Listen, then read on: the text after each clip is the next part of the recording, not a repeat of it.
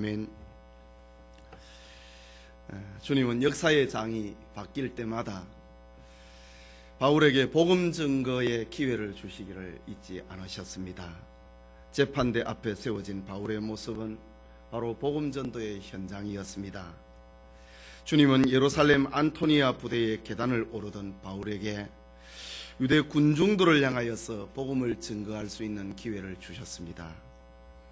주님은 예루살렘 사네드린 공회에서 그리고 가이사라의 벨릭스 총독과 그의 부인 두루실라 앞에서 그리고 정치 권력의 축이 바뀐 베스도 총독 앞에서 복음을 증거하고 변명할 수 있는 기회를 주셨습니다. 이제 주님은 바울에게 아그리빠 왕과 가이사라의 고관 대작들 앞에서 주님을 증거하는 재판석의 5번째 증거하는 기회를 주셨습니다. 어떤 면에서 오늘 본문은 재판정에서 복음을 증거하는 클라이맥스라고 해야 할 것입니다. 본문은 지금까지 해오던 복음 증거 중에서 가장 구체적인 내용을 담고 있습니다. 바울은 두려움이 없습니다. 침착합니다. 온유합니다. 겸손하게 다시 한번 복음 증거를 하고 있는 것입니다. 그곳에 참석한 사람들 대부분은 기독교에 대해서는 전혀 문외한들입니다. 높은 사람들이 참석을 하라고 하니까 마지못해서 참석한 이들도 그 자리에는 있었을 것입니다. 저들은 한평생 이 세상 권력을 추구했던 사람이고 돈벌이를 위해서 살았던 사람들입니다. 저들을 어떻게 짧은 시간 안에 복음의 세계 안으로 끌어갈 수 있겠습니까? 이것은 복음을 전하는 자들에게는 과거나 현재나 언제나 풀어야 될 숙제인 것입니다. 사실 하나님을 믿지 않는 사람을 은혜의 보좌 앞으로 데려간다고 하는 것은 정말 불가능한 일입니다. 왜냐하면 하나님의 지성소 안에는 예수 그리스도의 보혈을 믿는 사람들만이 접근할 수 있는 곳이기 때문입니다. 예수님을 믿지 않는 사람은 하나님의 보좌가 있는 지성소 앞에 나아갈 수가 없습니다. 그저 기도하는 마음으로 복음을 전할 뿐인 것입니다. 바울은 지금 전혀 복음에는 관심이 없는 사람들 앞에서, 높으신 어른들 앞에서 자신의 신앙 고백을 간증하기로 했습니다. 즉 자신이 다메섹으로 가던 길에서 자기를 쓰러뜨리신 예수님을 그 앞에서 소개하기로 한 것입니다. 지난날 그렇게도 교만했고 그렇게도 도도하였던 자신을 거꾸로 때리셨던 예수님이라면은 이 도도한 아그리빠 왕과 로마의 천부장들 그리고 귀족들도 능히 쓰러뜨릴 수 있을 것이라고 하는 소망을 가지고 복음을 전하는 것입니다. 우리는 순간순간 성령이 주시는 영감에 의존해야 되지만은 또 자신이 가장 잘 사용할 수 있는 무기도 개발해야 되는 것입니다.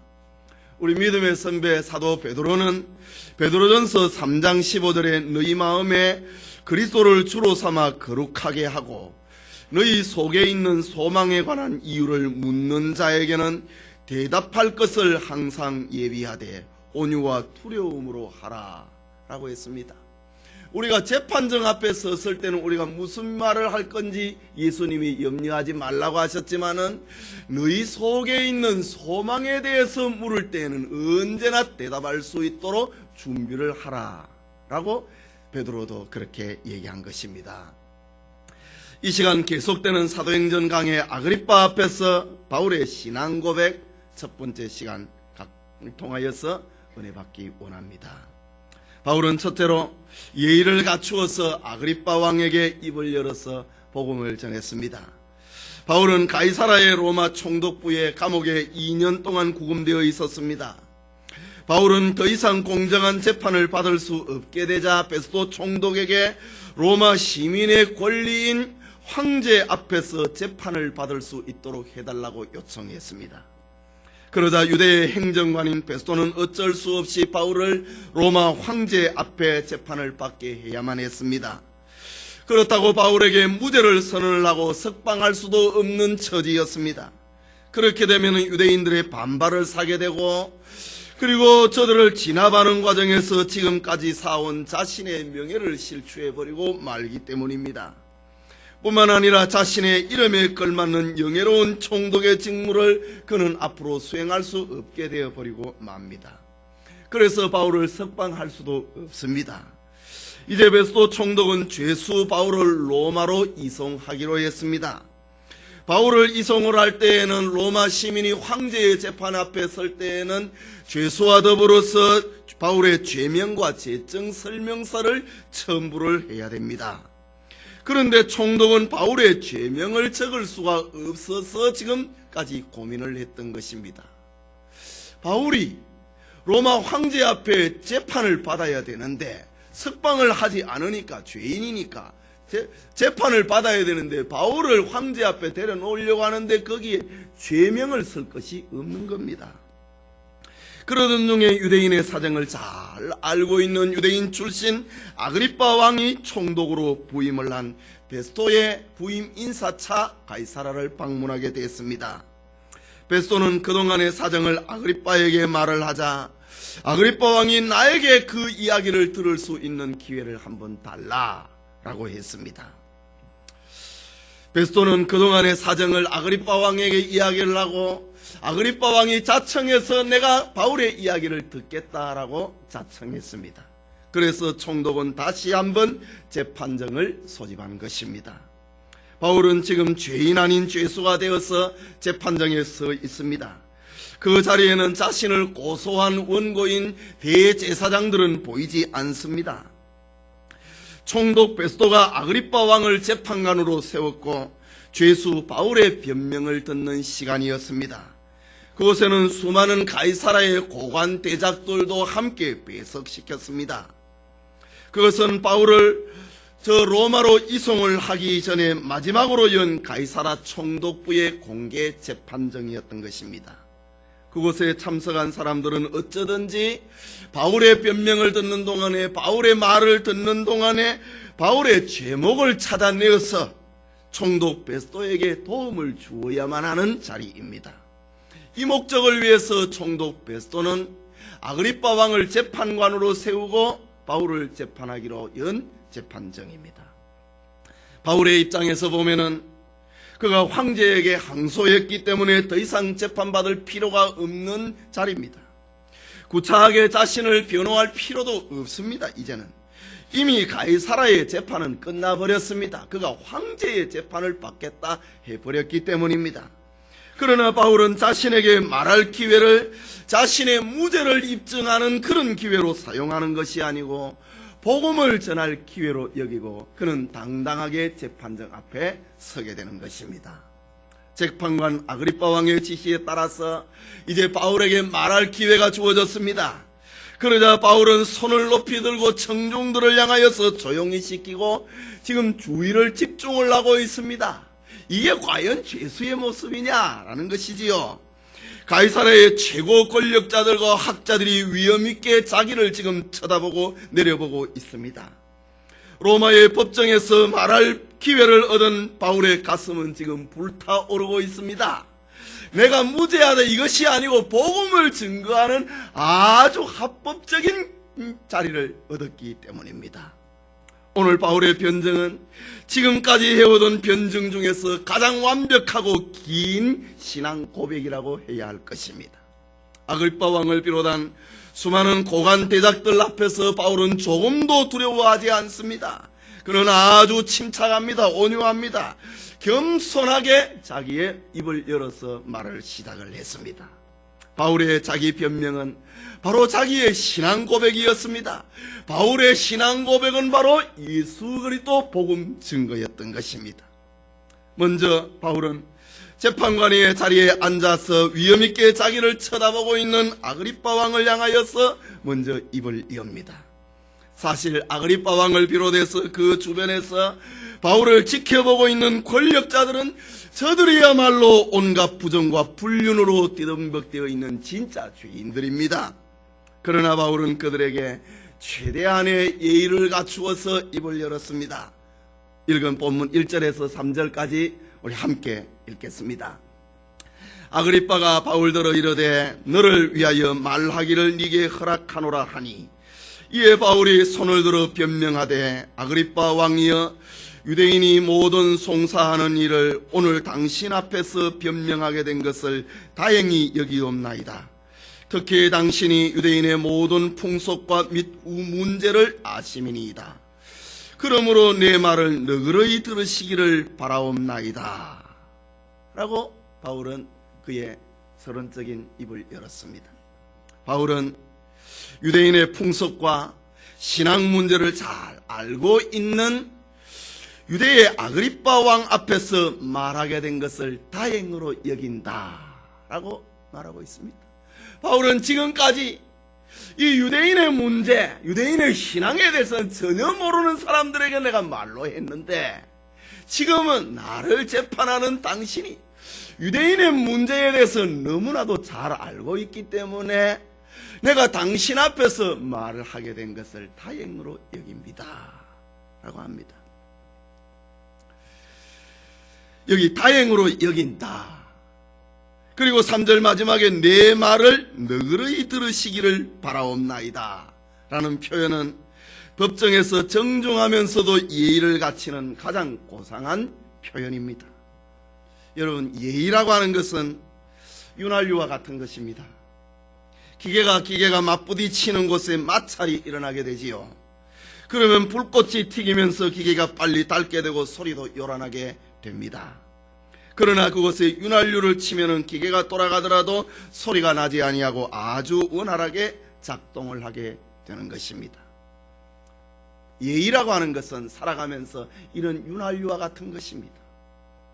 부딪히는 그런 소리를 줄어들게 만들고 기계가 마모되는 것을 막는 이런 역할을 하는 것이 윤활유라면은, 사람이 살아가면서 예의를 갖춘다라는 것은 윤활유와 같은 것입니다.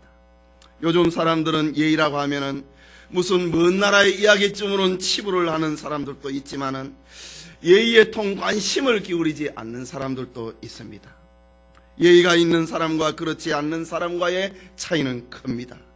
예의가 있는 사람은 인격적으로 잘 다듬어진 사람이고 여러 사람들에게 호감을 받고 인정을 받게 됩니다. 그러나 예의가 없는 사람은 무례한 사람이고 인격적으로 덜 성숙한 사람입니다. 그리고 낙인이 찍히게 되는 것입니다. 그렇다면 우리는 하나님과 나와의 관계도 중요하지만은 다른 사람과의 관계에서도 예의를 지키고 남의 인격을 존중하는 그런 법을 배워야 되는 것입니다. 이것이 바로 전도의 시작입니다. 바울이 지금 재판장 앞에 서 있는 것은 전도하기 위한 것입니다. 전도하기 위해서 바울은 최대한의 예의를 갖추고 있습니다. 누구든지 예의 바르고 공손하게 다가와서 전하는 말은 듣고 싶어서 그래 귀를 한번 기울여 줍니다. 그러나 예의 없고 오만 불손한 사람의 말은 모두가 들으려고 하지 않습니다. 그 사람과 마주치는 것조차도 기피해 버리고 마는 것입니다. 이것이 바로 예의라고 하는 것입니다. 유대인들의 뒷이야기를 담고 있는 미드라시에 이런 이야기가 있습니다. 아브라함은 원래 손님을 접대를 잘한 사람으로 알려져 있습니다. 그래서 성경에서도 아브라함이 부지 중에 손님을 대접하다가 천사를 대접을 했다라는 표현도 나오지요. 아브라함의 생활의 뒷이야기를 담은 미드라시의 이야기입니다. 어느 날 사라는 어디에 가고 없고 아브라함만 혼자 집을 지키고 있는데 약 100살이 넘어 보이는 노인 하나가 그를 찾아왔습니다. 아브라함은 그가 먼 길을 온 것으로 알고 손님을 대접을 잘하는 특유의 인간성을 발휘를 하여서 노인을 그의 식탁에 앉혔습니다. 그리고 음식을 차려다 줄 터이니 조금 기다리시라 라고 합니다. 아브라함은 좋은 일 해볼 마음으로 정성껏 음식을 마련합니다. 손님 앞에 이제 음식을 차려놓고 이스라엘 사람들이 하는 방법대로 아브라함은 서서 하나님 앞에 감사 기도를 합니다. 하나님, 귀한 음식 주셔서 감사합니다. 오늘 지나가는 나그네를 만나게 해줘서 감사합니다. 제가 대접할 수 있게 해줘서 감사합니다. 아브라함이 이런 기도를 하고 있습니다. 그런데 감사 기도를 드리는 사이에 이미 노인은 밥을 먹고 있는 것입니다. 기도를 마친 아브라함은 화가 치밀었습니다. 하나님은 안 믿더라도 얻어먹는 주제에 기도하는 동안은 가만히 있어야 될 거 아니냐는 거지요. 아브라함은 당장 누구 없느냐라고 소리를 칩니다. 그때 종이 예 하고 달려왔습니다. 이놈 당장 끌어내라. 이 녀석은 하나님도 모를 뿐 아니고 내가 기도하는 동안에 성급하게 음식을 먹었다. 예의도 없고 체면도 없고 신앙도 없는 이런 나쁜 놈은 대접할 가치가 없다. 그럼 내쫓아라 라고 종에게 이야기를 합니다. 이 성경 아닙니다. 성경 아닌 거는 아주 귀를 쫑긋하게 기울여요. 뒷이야기를 담고 있는 유대인들의 전설이지요. 그 노인이 아브라함의 집에서 끌려나가고 있는 동안에 갑자기 하늘에서 음성이 들렸습니다. 아브라함아, 너 지금 무슨 짓 하고 있느냐? 저놈이 나쁜 놈이라서 내가 지금 집에서 끌어내려고 합니다. 하나님도 모르고 예절도 모르고 이런 사람 같은 않는 놈을 내가 음식을 대접하니까 음식이 너무 아까워서 지금 끌어내고 있는 중입니다. 그때 하나님의 음성이 또 들렸습니다. 이놈아, 나는 저 사람이 회개하기를 100년을 기다렸는데 그런 음성이 들리는 겁니다.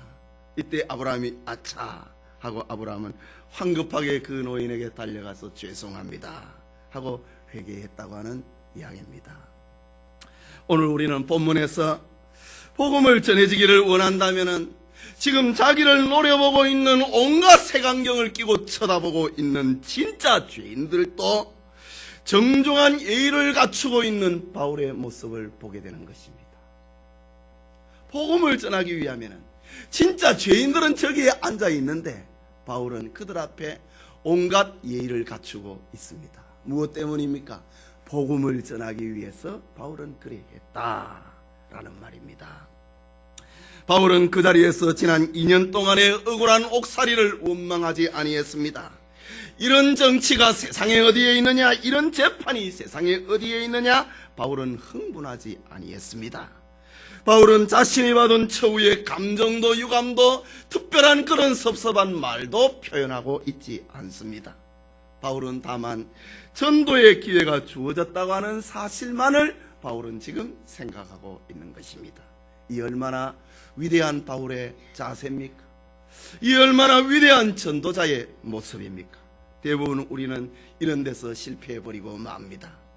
내가 들어야 할 음성, 내가 해야 할 말이 있는데 상대방을 생각을 하는 겁니다. 그리고 이 나쁜 놈, 이 나쁜 세상, 망할 세상 하다가 사이가 더 형편없이 망가져버리고 마는 것입니다. 정작 들어야 할 말을 듣지 못하고 해야 할 말을 하지 못하고 상대방만을 생각을 하고 흥분해버리는 경우입니다. 바울은 지금 자기에게 말할 수 있는 기회를 소중하게 여기고 있습니다. 그리고 복음을 전할 기회로 포착을 하고 있는 것입니다. 바울은 뒷날에 그의 믿음의 아들 디모데에게 이런 편지의 메시지를 보내지요. 디모데후서의 4장에 때를 얻든지 못 얻든지 복음을 전파하라. 하나님 앞에서 내 본분을 다하라 라는 내용입니다. 정말 자격 있는 바울의 표현이지 않습니까? 사람이 어떻든지 환경이 어떻든지 그것을 묻지 말라고 하는 것입니다. 때를 얻든지 못 얻든지 하나님 앞에서 성실하게 복음을 전하는 네 직무를 다하라고 하는 것입니다. 우리는 배워야 될 그런 모습입니다. 바울은 지금 그것을 실천하고 있습니다.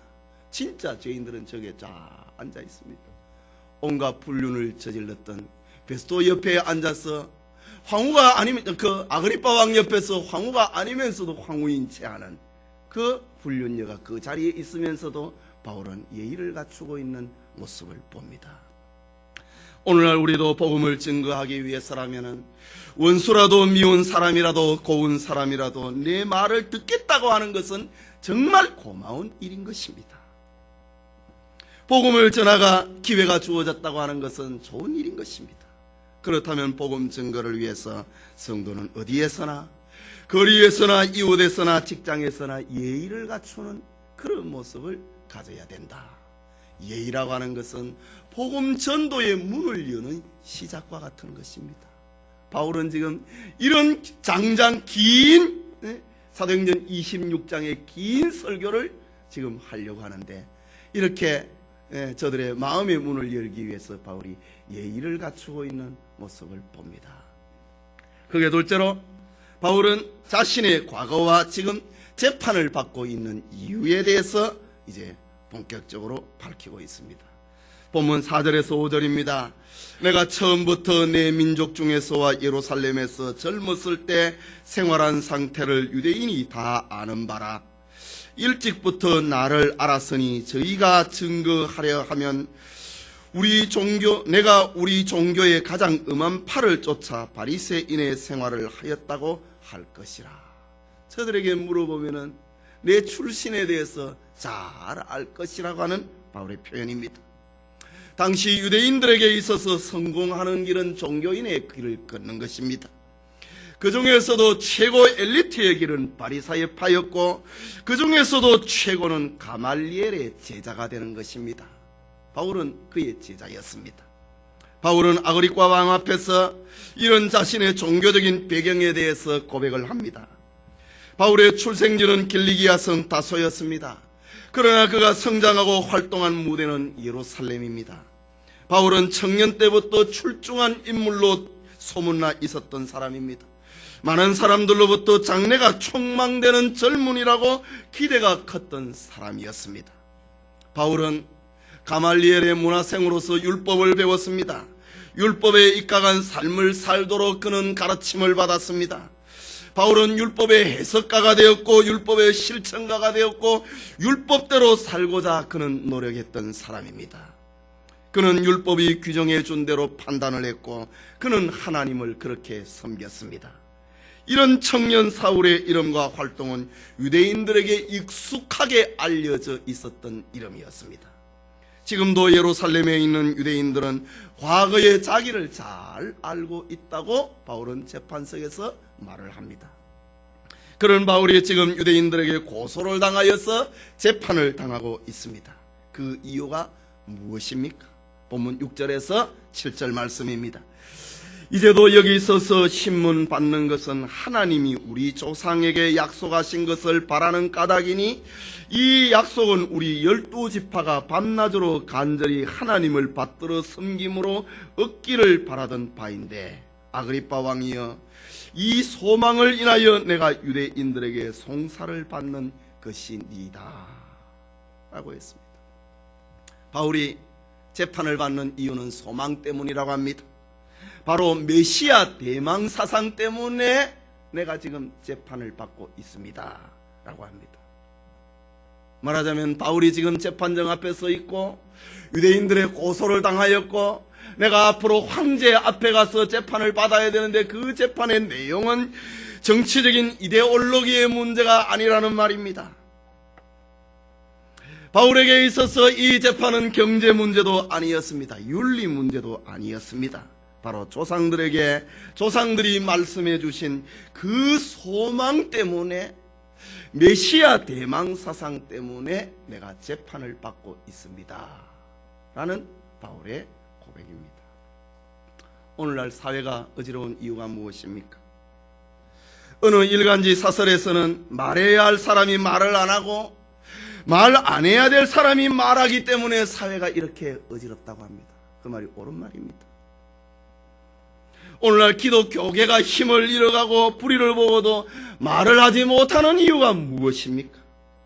젊은 지도자들은 이성의 죄에 빠져버렸고 중년의 지도자들은 명예에 빠져버렸고 노년의 지도자들은 재물에 빠져버렸기 때문입니다. 그래서 불의를 말을 하면은 오히려 자신의 죄가 폭로되기 때문에 말을 못하는 것입니다. 그래서 불의를 보고도 말을 못하는 시대입니다. 말하자면 사탄에게 입이 물려버렸습니다. 말을 하면 사탄이 공격을 합니다. 인터넷을 통해서 공격을 합니다. 여러 가지 다양한 네트워크를 통하여서 공격을 하기 때문에 불의를 보고도 기라성 같은 교회의 목사들이 말을 못합니다. 왜? 자기가 죄를 지었기 때문에 그렇습니다. 이런 시대를 우리가 살고 있습니다. 그런데 오늘 재판정 앞에 서 있는 바울의 모습이 어떻습니까? 바울은 신앙 문제 때문에 지금 재판정 앞에 서 있습니다. 바울은 모든 유대인들이 그랬던 것처럼 나도 메시아를 기다렸다고 당당하게 말을 하고 있습니다. 이런 내용은 아그리빠 왕이 잘 알고 있습니다. 왜? 유대인으로서 살다가 로마와 이렇게 타협을 하여서 그 유대의 왕이라고 하는 칭호까지 얻었기 때문입니다. 그것은 이스라엘 백성들이 고난 속에서도 기다렸던 소망이고 굶주렸던 속에서도 기다렸던 소망이었습니다. 그것은 하나님께서 우리 조상에게 약속하신 것이고 우리 12지파가 간절히 밤낮으로 소망을 하였던 것이었습니다. 그 소망이 바로 예수 그리스도였는데 내가 그것 때문에 지금 이 재판자리에 서 있습니다 라고 바울은 말을 합니다. 그러나 유대인들은 예수님을 메시아로 인정할 수 없었습니다. 특히 온갖 기득권을 누리고 있는 유대 종교 지도자들은 예수님이 위협적인 존재로만 자기들에게 다가왔습니다. 유대 종교 지도자들은 그래서 백성들을 선동을 하여서 예수님을 십자가에 못 박아 죽게 했습니다. 조상적부터 그렇게 소망하던 메시아가 자신들의 시대에 이루어졌음에도 유대인들은 저들의 눈이 감겨져 버렸습니다. 종교 지도자들은 백성들을 바로 깨우치지 못했습니다. 결국 저들은 예수님을 십자가에 못 박아 죽였습니다. 저들은 그것이 하나님을 잘 믿는 방법이라고 하면서 예수님을 십자가에 죽였습니다. 하지만 예수님은 성경의 예언대로 3일 만에 죽은 자 가운데서 부활하셨습니다. 그것은 어쩔 수 없는 사건이었고 메시아에게 일어나는 필연적인 사건이었습니다. 그러나 유대 종교 지도자들은 자신들의 실수를 인정하지 아니했습니다. 오히려 예수 부활의 사건을 묻어버리려고 했습니다. 이유는 예수 부활은 종교적인 기득권을 누리고 있는 저들의 근간을 흔들어버리고 있기 때문이었습니다. 그래서 예수 부활을 말하는 사람을 감옥에 가두었고 죽였습니다. 바울도 이 일에 전에는 가담을 했습니다. 그러나 바울은 지금 재판대 앞에 서 있습니다. 무엇 때문입니까? 바울은 지금 예수 부활의 목격자라고 말을 했기 때문입니다. 예수 부활의 증인이라고 하는 이유 때문에 지금 유대인들에게 미움을 사서 재판대 앞에 선 것입니다. 그래서 유대인들에게 바울은 지명수배를 당하였습니다. 재판장에 서 있습니다. 하지만 바울은 유대인의 풍속과 종교를 잘 알고 있는 아그리빠 왕을 향하여서 묻습니다. 본문 8절에 당신들은 하나님이 죽은 사람 다시 살리심을 어찌하여 못 믿을 것으로 여기시나이까? 바울이 질문합니다. 죽은 자의 부활을 믿지 않는다라는 것은 유대인으로서는 있을 수 없는 일이라는 말입니다. 이유는 그가 죽은 자의 부활을 못 믿는다고 하는 것은 바로 하나님을 믿지 않는 것과 같은 것이기 때문입니다. 하나님은 말씀으로 천지 만물을 창조하셨습니다. 흙과 생기로 인간을 창조하신 분입니다. 그렇다면 죽음에서의 부활은 간단한 것입니다. 재창조입니다. 창조하신 분이 무에서 유로 창조하신 분이 재창조하는 것은 더 간단한 사건이기 때문에 하나님의 창조를 믿는다면 어떻게 하나님이 죽은 자의 부활시킨 그것을 못 믿을 것으로 여기십니까? 지금 아그리빠 왕을 향하여서 지금 말을 하고 있습니다. 가이사라의 재판장이 지금 누가 죄인이고 누가 재판관입니까? 헷갈릴 정도입니다. 바울이 신문을 받고 있는 것이 아니고 하나님의 능력을 믿지 못하는 아그리빠 왕이 지금 바울 앞에서 신문을 받고 있는 그런 그림이 되고 있는 것입니다. 성도님, 바울의 이런 확신이 어디로부터 온 것입니까? 재판정에서의 바울의 이런 담대함이 과연 어디로부터 온 것입니까? 그것은 예수 부활을 체험했기 때문입니다. 다음 주에 계속될 말씀이지만은 바울은 부활하신 주님을 눈으로 보았습니다. 그분의 음성을 직접 들었습니다. 그것이 바울의 전 인생을 바꾸어 놓아버렸습니다. 그는 그리스도다. 그는 메시아다. 그는 나를 위하여서 십자가에 죽으시고 다시 살아나신 하나님이 다시 살리신 메시아다 라는 증거하는 부활의 증인으로 바울은 바뀌어져 버린 것입니다. 계속해서 본문 9절과 10절을 봅니다. 나도 나사렛 예수의 이름을 대적하여 범사를 행하여야 될 줄로 스스로 생각하고 예루살렘에서 이런 일을 행하여 대제사장들에게 권세를 얻어가지고 많은 성도를 오게 가두며 또 죽일 때에 내가 가편 투표를 하였고 라고 했습니다. 예수님을 만나기 전에 바울은 자기도 지금의 유대인들처럼 예수 부활을 말하는 자를 핍박했다고 합니다. 바울은 대제사장들에게서 위임을 받고 있는 고난에다가 자신의 열정과 자신의 수단을 동원하여서 그리스도인을 핍박을 하는데 그가 앞장섰다고 합니다. 바울은 스데반이 돌에 맞아서 처형이 되는 동안에 거기에 바울이 동의를 했고 예루살렘의 각 가정에서 그리스도인을 색출하여서 투옥을 시키는데 자기가 앞장섰다는 말입니다. 나사렛의 한 청년이 메시아라고 하니 바울은 믿을 수가 없었습니다. 바울은 자기가 생각해도 예수님을 믿는 사람들은 이단의 추종자처럼 보였습니다. 이런 사람들은 죽여야 된다고 생각을 했습니다. 이들을 핍박하고 죽이는 것은 하나님을 위하는 일이라고 여겼습니다. 그래서 바울은 예수 믿는 사람을 감옥에 집어넣는데 그렇게 힘썼던 것입니다. 예수 추종자들을 박멸하는 것이 하나님께 가장 충성하는 줄로 여기고 나도 그랬습니다 라는 말입니다. 바울은 가장 어리석은 일을 가장 옳은 줄로 여겼습니다. 율법의 해석자로서 율법의 행동가로서 바울의 행동은 유대의 어떤 핍박자보다도 더 열심히 있었다고 하는 자기 고백입니다. 바울의 열심은 본문 11절과 12절에도 나타납니다. 우리 함께 11절 12절 읽겠습니다. 또 모든 회당에서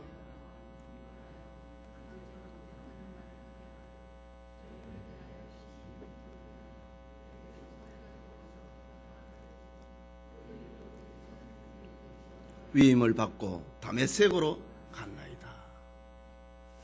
우리가 사도행전 전반부의 바울의 악행, 그건 조금밖에 아니라는 말입니다. 바울이 지금 아그리빠 왕 옆에서 자기가 했던 일을 고백을 합니다. 모든 회당에서 여러 번 형벌하여 형벌했다. 이 형벌은 채찍으로 때리는 것을 두고 하는 말입니다. 바울이 회당을 찾아갔습니다. 군사들을 대동을 하여서 회당을 찾아갔어요. 예수 믿는 사람들을 묶어놓고 가죽 채찍으로 때렸다라는 말입니다. 또 강제로 모독하는 말을 하게 했다고 합니다. 예수님을 억지로 그리스도인들의 입에서 예수님을 모독하는 말을 하게 했습니다. 저희를 대하여 심히 격분했다 라고 합니다. 외국 성까지 가서 핍박을 했다. 이 예루살렘과 유대에서 그리스도인 색출하는 것, 자기는 성에 안 찼다는 말입니다. 외국 성까지 갔다고 합니다. 우리가 다메섹이 바울이 처음 찾아간 외국 성으로 생각을 합니다. 그러나 그거 아닙니다. 과거형입니다. 외국 성에도 찾아갔다고 했습니다. 그리고 그 일로 대제사장의 권세와 위임을 받고 다메섹으로 갔나이다. 다메섹은 외국의 여러 성들 가운데 하나였을 뿐이었습니다. 이것이 바로 바울의 지난날의 악행이었습니다. 그리스도인에 대한 바울의 핍박은 마치 대제사장들과 유대 종교 지도자들의 신복처럼, 행동대원처럼 자기는 행동했다는 말입니다. 회당에서 여러 번 형벌을 하였고 채찍으로 그리스도인을 때렸다고 했습니다. 그는 강제로 예수님을 모독하게 하는 말을 시켰습니다. 이것이 예루살렘과 유대에만 국한되는 것이 아니었고 그리스도인들이 사방으로 처지자 그들을 쫓아갔다고 표현을 합니다. 외국에까지 가서 예수 믿는 동족 유대인들을 잡아왔다. 그리고 또 갔다라고 표현합니다. 그러나 바울을 지금 죽이려고 먹지도 않은 40여 명의 결사대를 볼 때에 자신의 과거도 그들의 열심 못지 않았다고 하는 말입니다. 나도 그렇게 그리스도인을 미워했고 그렇게 분개했던 사람입니다. 바울은 주님을 알지 못했던 지난날 그리스도인들을 죽였고 핍박했고 감옥에 넣고 억지로 예수님을 모독하게 하는 말을 했고 자신의 허물을, 이런 자신의 지난 날들의 허물을 아그리빠 왕의 재판정 앞에서 자기를 고백을 하고 있습니다. 내가 이렇게 독한 사람이고 내가 이렇게 악한 사람이었습니다. 그러나 나는 그게 하나님 제일 잘 믿는 줄 알았습니다 라는 말입니다. 우리는 아그리빠 왕 앞에서 바울의 신앙 고백을 보면서 믿지 않는 부모나 남편, 아내를 생각해야 됩니다. 믿지 아니하는 형제들을 생각을 해야 됩니다. 믿지 아니하는 직장의 동료들을 생각해야 됩니다. 저들의 조롱하는 말을 보고 저들의 핍박의 메시지를 듣고 불이익을 당할 때에 오히려 저들을 불쌍히 여겨야 되는 것입니다. 이유는 저들은 알지 못해서 그렇게 하기 때문입니다. 바울 자기도 그랬다라는 말입니다. 스데반은 자신을 향하여서 돌을 던지는 사람을 향하여서 오히려 기도했습니다. 사도행전 7장 60절 무릎을 꿇고 크게 불러 가로되 주여 이 죄를 저들에게 돌리지 마옵소서 이 말을 하고 자니라 라고 했습니다. 이것이 주님을 만난 자의 마음의 자세입니다. 주님을 믿고 주님을 확신하는, 부활을 확신하는 성도의 여유라고 하는 것입니다. 뭘 비듬비듬해야 하지요. 너무 차이가 나니까 저 하는 짓을 알지 못합니다. 저들의 죄를 용서해 달라. 스데반의 가슴과 돌로 치고 있는 유대인들의 가슴은 그렇게 차이가 났습니다. 스데반이 저들을 볼 때 어린아이들의 모습과 같았던 거지요. 아무것도 알지 못하는 마치 철부지의 모습과 같았습니다. 스데반은 돌에 맞아 죽으면서 크게 소리를 지르면서 주여 이 죄를 저들에게 돌리지 마옵소서 라고 했습니다. 십자가상에서 예수님께서도 이런 기도를 하셨지 않습니까?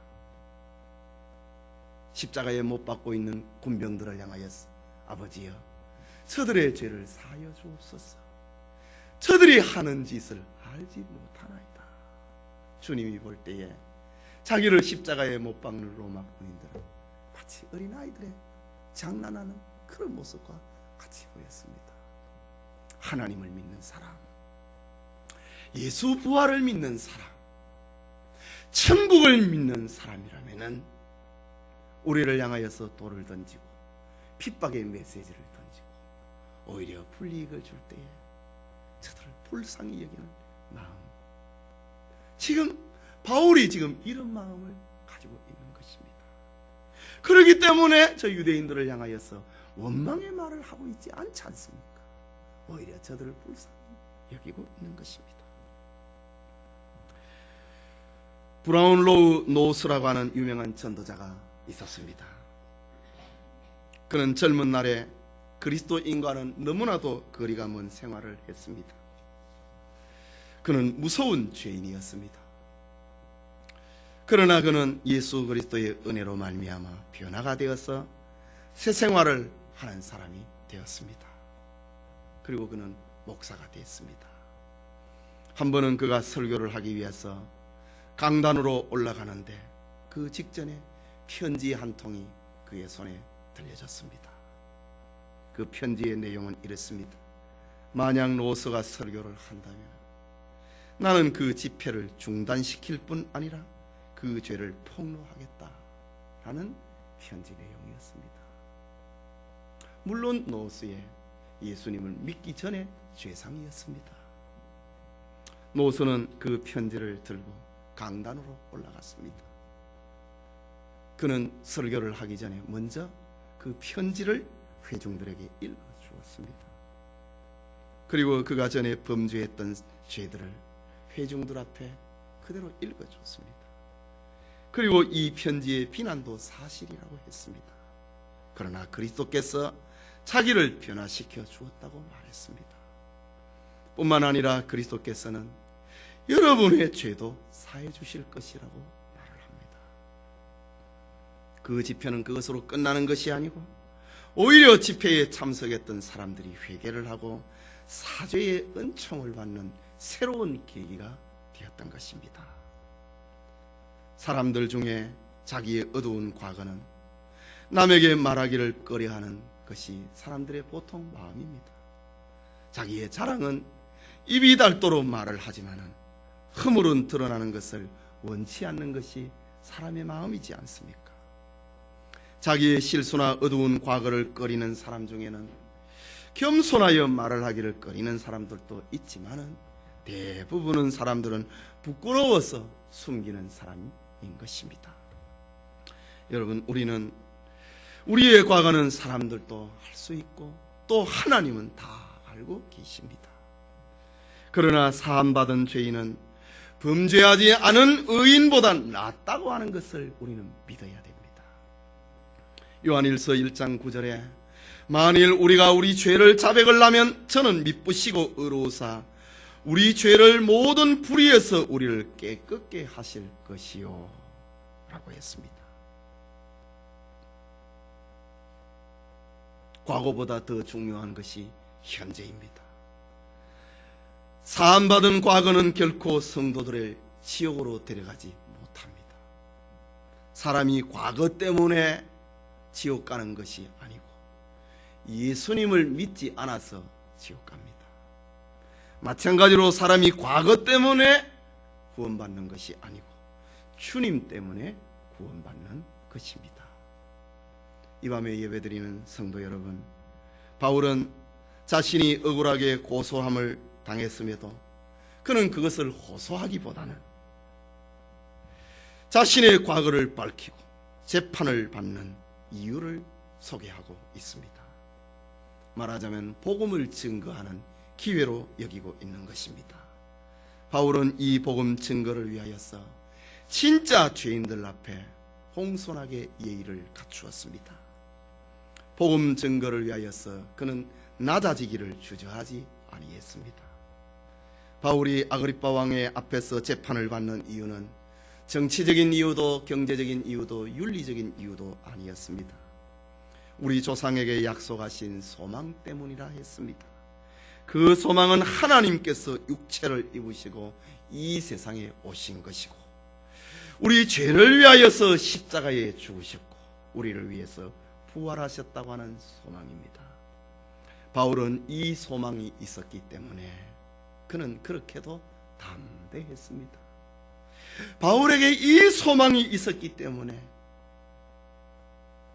역사의 코너에 몰려있는 그 재판정 앞에서도 그는 확신할 수 있었던 것입니다.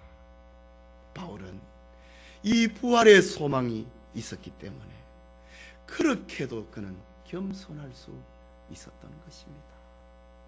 하나님을 만난 사람은 겸손하지 않을 수 없습니다.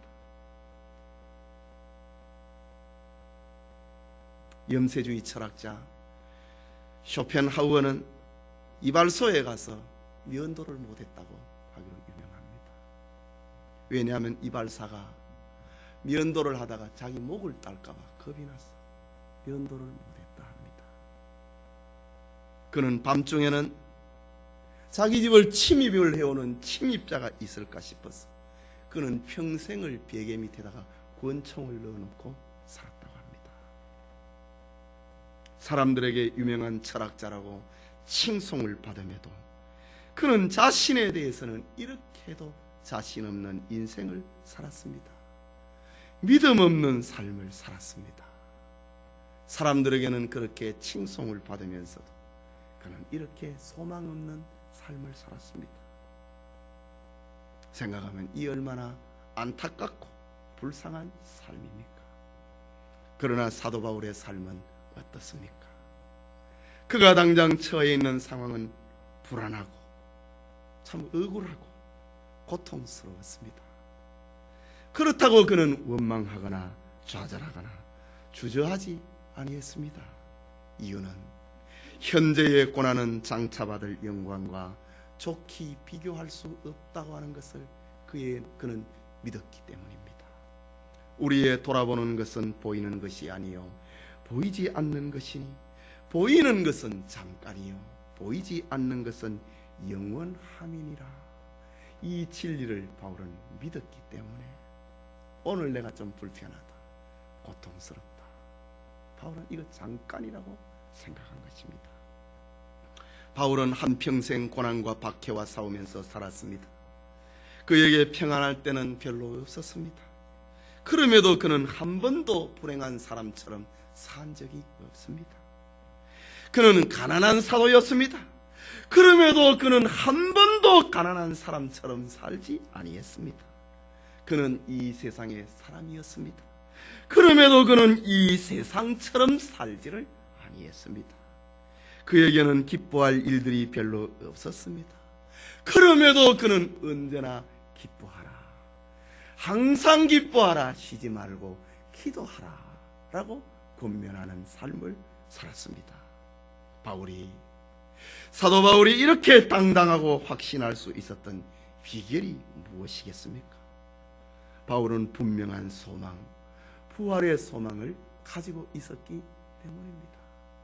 그래서 지금 이렇게 재판에 억울한 재판을 받아도 바울은 그렇게 원망스럽지 않은 겁니다.